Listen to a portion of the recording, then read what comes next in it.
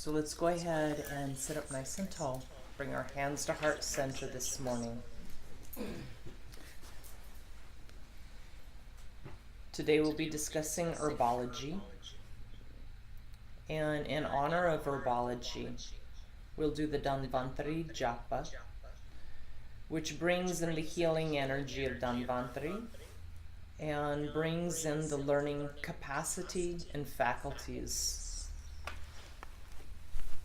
Take a slow, deep breath in. Exhale. On your next slow, deep breath in, bring in the healing knowledge and qualities of Ayurvedic herbology. Exhale.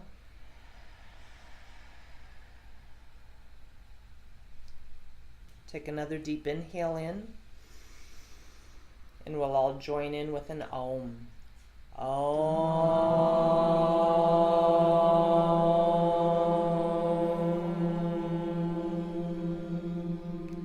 Namami Dhanvantarim Adidevam Sura Sure Vantita Padapatmam Loke Jarairuk Baihimrutyunasham Dhataramisham Vididashadinam Om Shanti Shanti Shanti Harihi Om. And please repeat out loud after me. Peace from my body. Peace from my body. Peace from my mind. Peace from my mind. And peace always surrounding my soul. And peace always surrounding my soul. And gently open your eyes. So this is actually the last class for the Holistic Health Advisor series. And this is truly one of my absolute favorite classes, although I don't know that I wouldn't say the others were my favorite also. So we're going to be covering herbology. And when I went through to try to decide one class worth of herbology, just dedicated to herbology, which herbs would I choose? And how would I arrange it and put it together so that it would be of utmost use to everybody? So the way I have everything arranged today is we're going to learn about the dynamics of herbology first and why do we pick the herbs we pick, rather than just learning about a handful of herbs and then not having anything else to go by, but instead learning more about the qualities, the usefulness, and how to actually look at herbs, their rasa, their virya, their guna, and why did we pick it, rather than just, oh, this herb is good for that and this herb is good for that. But so that you can look at an index of herbs and say, I want an herb that is shita and cooling because the person's vikruti is pitta, overheated. Okay, and I'll put that all together as well. So everybody has handouts, right? And everybody online at home can see handouts? All right, wonderful. So let's go ahead and discuss a couple things first. So if anybody has questions at home, online, or here in class, go ahead and keep track of that question, and then I'll have question answer time in between. Okay. And if you have any problems with your handouts or anything like that, make sure to let me know. Remember that this class, we're designing this class not to be Ayurvedic specialists, but to be holistic health advisors. How can we help people achieve better degrees of health and well-being through multiple modalities? Okay. And just remember that when we are suggesting herbs, we always want them to consult with their family physician first in case they're taking pharmaceuticals that we're not aware of and we will discuss contraindications and dangers of each of the herbs where applicable. But also remember that you don't want anybody to think they're going to take an herb instead of their prescriptions if they're taking prescriptions. Always be clear when you're advising or recommending, educating, or suggesting any herbal remedy. Know that it can have interactions with their pharmaceuticals. It can have deadly interactions, okay? So we want to be very mindful of that. So the first thing I want to discuss is Ayurvedic Herbology Principles. So we have Ayurvedic Principles. The first thing we want to understand is that every single substance can be used to either help or harm.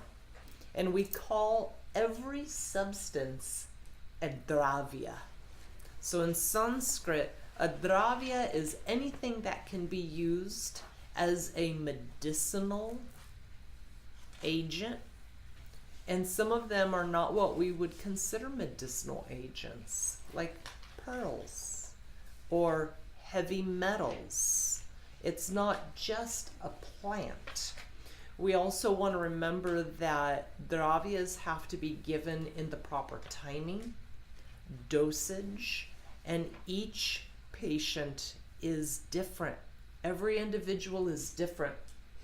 A dravya that is helpful to me may be harmful to somebody else. So in Ayurveda, the thing I love about it the most is everybody is individualized. If you go to your family doctor for heartburn, Prilosec fits all for the most part. In Ayurveda, we have so many other ways to approach people. So when we look at a dravya, the first thing we want to look at is what is the dravya, that substance, in relationship to panchamahabutas. So remember, if you have taken the more elementary building courses to this one, panchamahabutas are the 5-element theory, and we'll go over that briefly, okay? We also want to look at the doshas from the panchamahabuta relationship. So what are the 5 elements? We have water, fire, earth, air, space, right? We want to look at the person's prakruti, which we know is their basic constitution, their baseline constitution. Are they pitta, which is a combination of water and fire? Are they kapha, which is a combination of earth and water, etc.? And we'll go into that a little bit more again as a review. But when we're looking at a dravya that we're going to choose, we want to look at the person from the aspect of what panchamahabhuta balance is out of balance, which direction do we want to put it back into balance, and what are the qualities of the actual herb that we're using. Okay. We also want to look at the dhatus from the point of panchamahabhutas. All right, let's see. All right, so we want to then go back and review our understanding of the 6 Matter Doctrine. All right, so we have the panchamahabutas. We know that everything is made of those basic 5 elements. We have samanya. This concept of samanya is similar function to material base. So we want to know, what is the function of the dravya that we are choosing? Does it have the same quality, the same function, or an opposite function? So for instance, if the person is pitta overloaded and overheated, are you going to pick a dravya that is ushna and heating? Because that would be the same quality. You're going to pick the opposite. All right, then we also have that concept of choosing the opposite function, an opposite material base. So when you get into herbology, you really want to know, not just, oh, what do we use Tulsi for? What are the qualities of Tulsi? and we'll go into that in detail. You want to know what the guna is. We'll talk about all the gunas, the quality of the herb. You want to know what the karma of the herb is, because sometimes they have special karmas that aren't as obvious based off of their actions. And then we also have what is the relationship to the herb. Okay. Now when we take a look at the gunas, we really want to get a good grasp of what are the different qualities that we can utilize when it comes to herbs. So you should have a chart that has a whole bunch listed on one side and the other side. So we have qualities like guru, which is heavy. The opposite on that chart is lagu, light. We have manda, which is slow. Or we have tikshna, which is fast and sharp. We have hima, which is cold, or ushna, which is hot. Snigdha is oily, whereas ruksha is dry. Shlakshna is smooth, kara is rough. Sandra is viscous, Dravya is liquid. Mrudu is soft, Katin is hard. Then we have stira, which is stable. We have chala, which is mobile. Sukshma, which is a fine quality, or stula, which is gross and large. Then we have vishada, non-sticky, and pichla, sticky. So these are the opposite qualities on this chart. And when you look at Ayurvedic Herbology book references, you're going to see guna, and then you're going to see all these different gunas listed, and you want to know what they are. Now remember, depending on the dialect or the area which the book was translated from or language to, the words will be spelt probably 5 different ways, but it's going to be your basic understanding. Oh, we've got somebody joining. Just a second. All right. Good morning, Janice. All right, so when you choose the herb, don't just choose the herb based off of what you think it does. Take a look at why you're choosing it and what are the qualities of that herb, and does it make sense? So for instance, if you're Vata aggravated and your skin is dry and your mouth is dry and your eyes are dry and your bowels are dry, would you then turn around and pick an herb that its general guna is uruksha, dry? Absolutely not. Would you then choose an herb that is shita, cold? No. Absolutely not. So that's where learning all the Ayurvedic principle fundamentals is really essential before you start just tossing different herbs towards people. It's very common in the Ayurvedic community and yogic community that people say, oh, I took a workshop on Ayurveda. And then they'll start saying, oh, this herb's good for this, and this herb's good for this, and this herb's good for this, without actually sitting down and saying, you know what, are you pitta overloaded? And how do I know? Because I know all these questions. Are you pimply, cranky, hot, loose stools, etc.?